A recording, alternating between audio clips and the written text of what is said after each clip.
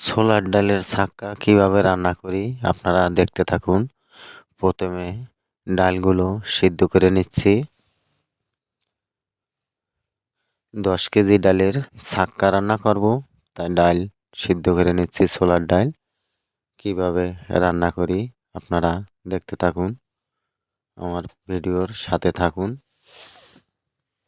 তাহলে বুঝতে পারবেন ছাক্কা কীভাবে রান্না করছে। প্রথমে আপনারা ছোলার ডালটা সিদ্ধ করে নেবেন।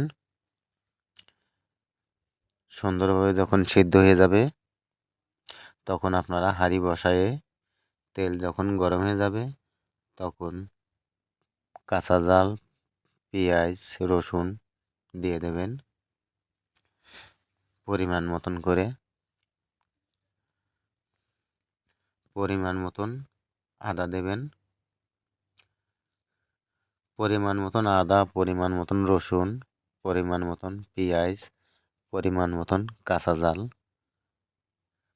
দিয়ে আপনারা সুন্দরভাবে মশলাগুলো কষাই নেবেন।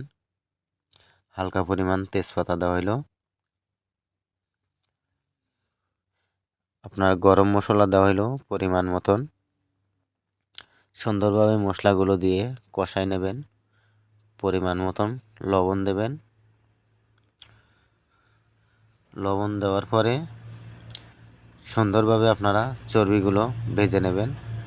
এই যে চর্বি দেওয়া আছে, এইভাবে চর্বি দিয়ে নেবেন। চর্বিগুলো অনেক সুন্দরভাবে আমার মতন ভেজে নেবেন। চর্বি যখন ভাজা হয়ে যাবে পরিমাণ মতন আপনারা জালের গুঁড়া দেবেন।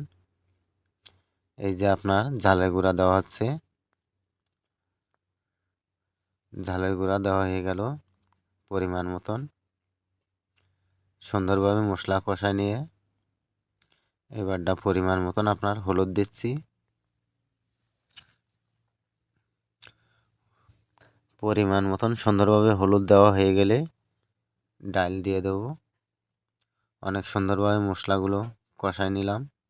দেওয়ার পরে ঝালের গুঁড়া, হলুদ দিয়ে এখন ডাল দিয়ে দিচ্ছি অনেক সুন্দরভাবে। এই আপনার সিদ্ধ ডাল দিয়ে দিচ্ছি। অনেক সুন্দরভাবে ছাক্কাগুলা রান্না করছি।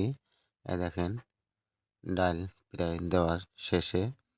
এই দেখেন অনেক সুন্দরভাবে ডালগুলো দেওয়া হয়ে গেছে, ছাক্কা রান্না হয়ে গেল।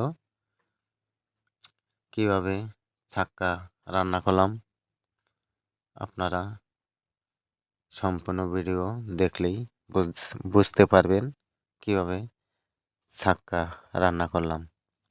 এই দেখেন অনেক সুন্দর কালার, ছাক্কা রান্না শেষ।